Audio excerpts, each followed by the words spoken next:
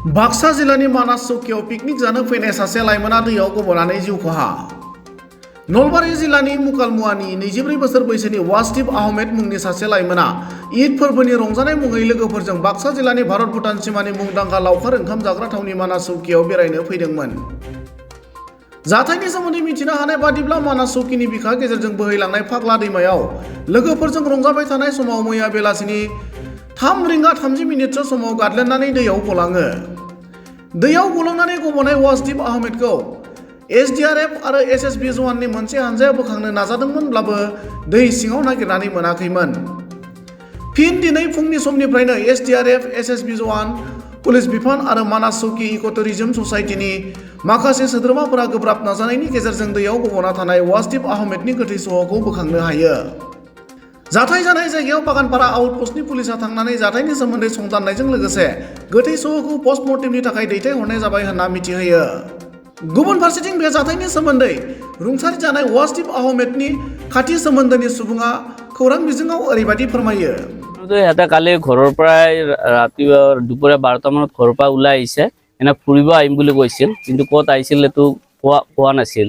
নাই পেলাই এতিয়া আমি 3:30 মানতে খবৰটো যেতিয়া ঘটনাটো হয়, এটা আমাক ফোন কৰিলে। ফোন কৰাৰ পিছত তেতিয়া আমি গম পালোঁ ইয়াত পানীত পৰা বুলি, শ্লিপে পানীত পৰা বুলি। তাৰপিছত সেইটোৱে যোৱাকালি ঘটনাটো 3:30-3:30 ভিতৰত হৈছিল ঘটনাটো। আজি ৰাতিপুৱা কালিও এছডিআৰএফে বিচাৰিছিল, কালি একদম তললৈকে নামানিলে অক্সিজেন হেৰি নোহোৱাৰ কাৰণে। আজি ৰাতিপুৱা তললৈকে একদম নামি যাওঁতে পাইছে। বয়স কিমান আছে? বয়স 24 বছৰ। অৰিজিনেল এনে হেৰি আগতে বাটচৰৰ আছিল, এতিয়া মুকালমাতে ৰেচিডেণ্ট, মুকালমাৰে কমপ্লিট, এতিয়া মুকালমাতে বাসিন্দা হয়। ইয়াত ল'ৰাজন এনে ঘৰত ফুৰিব আহিম বুলি কৈছিল, কিন্তু ইয়াত এনে পিকনিকৰ নামতে আহিছে ইয়াতে।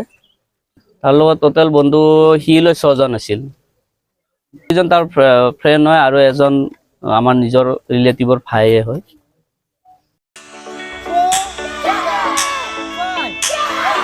नोंथांमोनहा गावबा गावनि गथ'खौ काराटेनि सासे राफोद गेलेगिरि खालामनो गोसो दं नामा?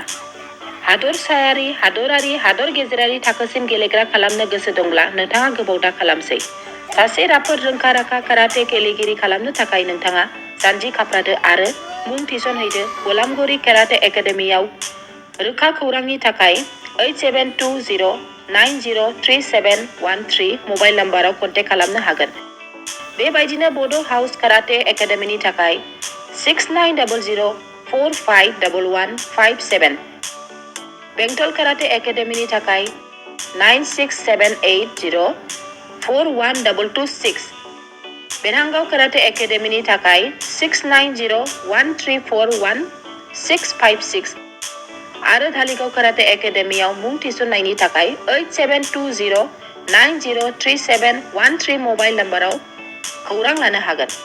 मख'जाथावदि बे सोलोंसालिनिफ्राय सिगांनिफ्रायनो हादरसायारि, हादरारि, हादर गेजेरारि थाखोनि बादायलायनायाव गोबां फरायसाफोरा बान्था मोननो हाबोदों। बे मुंख'नाय फोरोंसालियाव रोंग'थि गोनां फोरोंगिरिया फोरोंथाय होनानै नोंथांनि गथ'खौ सासे राफोद काराटे गेलेगिरि सोरजिनायाव मदद आरो जाफुंसार खालामगोन।